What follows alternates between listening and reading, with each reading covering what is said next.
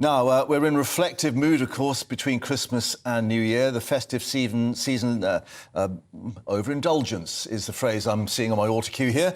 Holiday foods while relaxing with your nearest and dearest. On average, we're being told individuals, and here's the hard bit, put on approximately 1.35% of their entire body weight over this Christmas period, he said, breathing in. So it's unsurprising that the most popular resolution for the new year, yes, is to live healthier. Well, joining us in the studio to share their tips, dietitian and nutritionist Dr. Sarah Schenker, and also wellness expert Monica Linford. Thank you both for joining us. And I guess that is the issue, of course, that always the new year resolution is to lose weight and get fit and so on. Although, isn't it actually part of the human cycle that we put on a bit of weight in winter?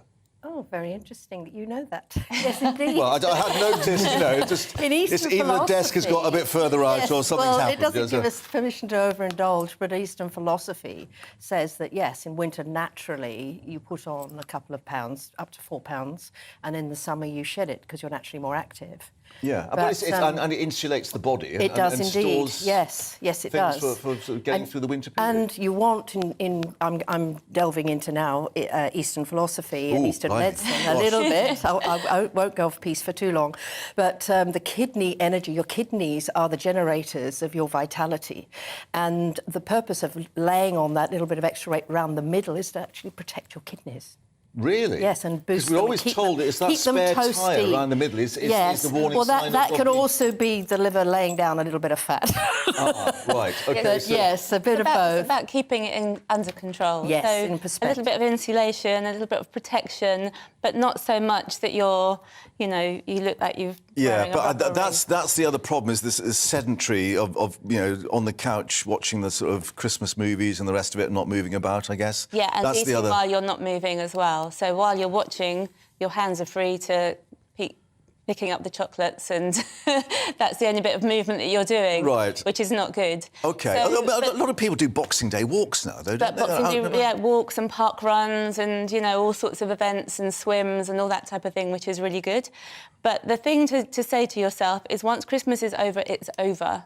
And then you start to focus on your new goals for 2023. Right. So make them smart goals and make them... OK, well, I was just going to ask, what should those goals be, then? I've got my pen and paper in hand here. Whatever they are, they need to be specific. So don't just say, I'm going to eat more healthily, and then what does that actually mean?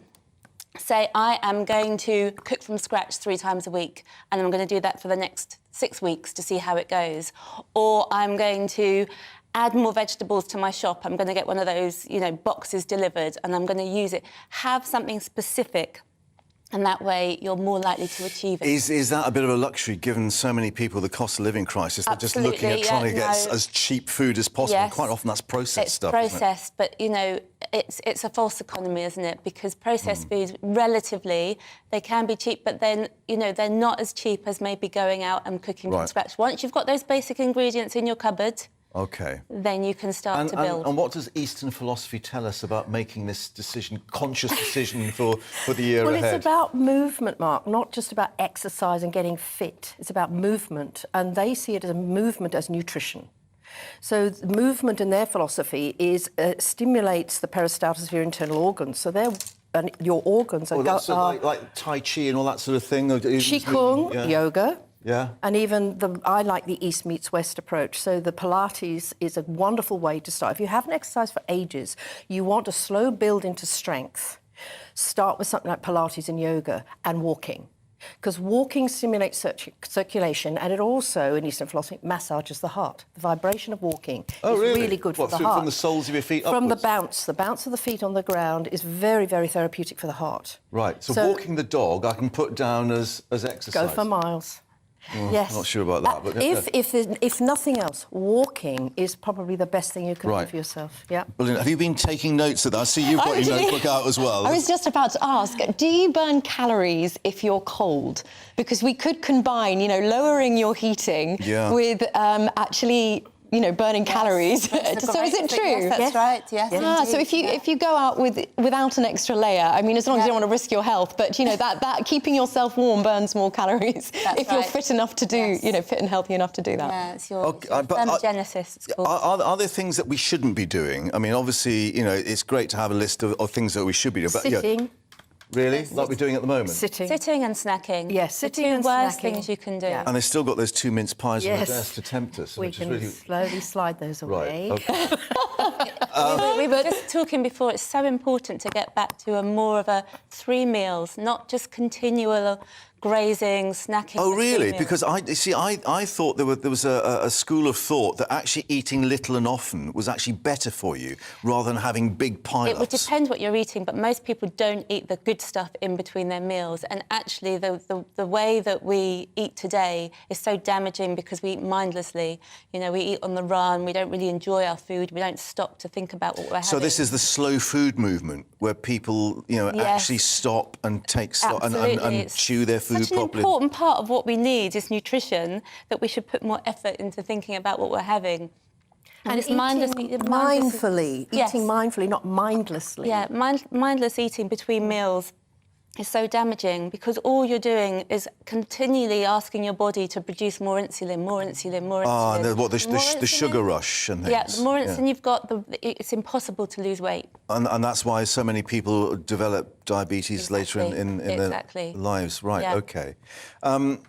The problem is, of course, this all begs the question of, do you have time in the modern life to be able to do all these things properly? Because most of us are on the rush, aren't they? Yes, and in the mornings, when the kids are hungry for breakfast, I've got four yapping mouths. What's for breakfast, Mum? And I'm like, OK, what's really quick? Cereal. Cocoa Pops or whatever. Yeah. But actually, I've started to give them things like rice and noodles for breakfast. Really? Yes, because they're very quick. They're hot water over a bit of rice noodles, soya sauce and some raw peas, and they actually love it. They love having savoury now for breakfast over sweet. How interesting. And that helps keep them quiet for a little while until lunch. Because Worth getting some, investing time in new habits, because once these habits form, then they are easy again.